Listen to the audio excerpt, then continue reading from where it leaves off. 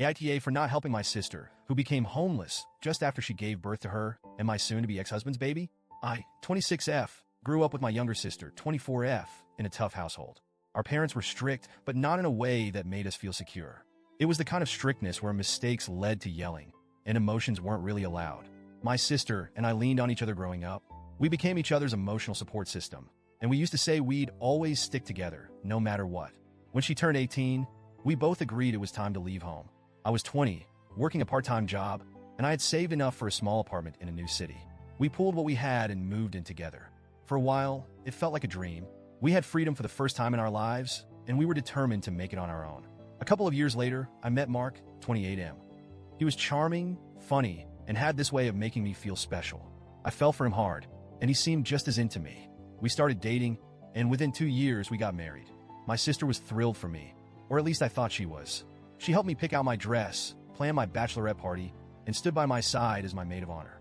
I thought she and Mark got along well, but nothing ever seemed out of the ordinary. We were all close. My sister lived nearby, and she'd often come over for dinner or movie nights. It felt like we were building this little family, something I'd always dreamed of after our chaotic upbringing. But everything shattered a few months ago. My sister called me one evening and said she needed to talk. She sounded nervous, but I didn't think much of it.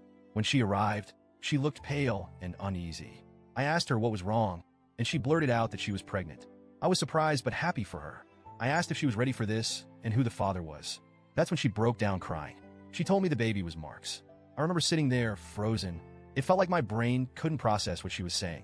She kept crying, saying it was a mistake, that she didn't mean for it to happen. But all I could hear was the fact that my husband and my sister, the two people I trusted most, had betrayed me in the worst way possible. Mark came home while she was still there. I confronted him, and he didn't even try to deny it. He said it had been going on for months, and that he didn't want it to happen this way. As if there was any right way for this to happen. I kicked him out that night and told my sister to leave too. I wanted nothing to do with either of them. For the next few weeks, I was in a daze. I filed for divorce and blocked Mark on everything. My sister kept trying to call me, but I ignored her. She sent me long, apologetic messages, but I couldn't even read them. The betrayal was too much.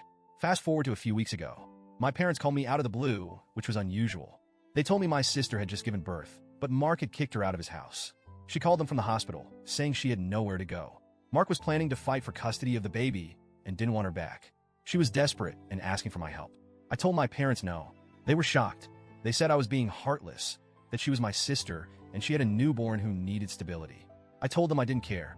She made her choices, and now she had to deal with the consequences. They kept trying to guilt me, saying the baby was innocent in all of this. But I couldn't bring myself to feel anything other than anger. My sister ended up going to a shelter for single mothers. My parents were livid with me, saying I had room in my apartment and could easily let her stay. They said I was punishing the baby for something that wasn't its fault. But every time I thought about helping her, I remembered her betrayal. I couldn't do it. My parents haven't stopped calling me about this. They keep saying I'm cruel for leaving her in a shelter. They told me I should be ashamed of myself for turning my back on my own flesh and blood. I told them it was ironic for them to talk about family bonds when she destroyed mine. The thing is, I don't even know how I feel anymore. Part of me feels justified. She made her bed, and now she has to lie in it. But another part of me feels guilty. I think about the baby and wonder if I'm being too harsh. But then I remember her sneaking around behind my back, lying to me, smiling in my face while sleeping with my husband. It's a never-ending cycle of anger and guilt. My parents keep pushing the idea of forgiveness. But how do you forgive something like this? How do you move past such a deep betrayal? I'll try to focus on rebuilding my life. I'm in therapy, trying to process everything, but it's hard when my family keeps bringing it up. They act like I'm the villain for refusing to help, but they don't understand how much this broke me.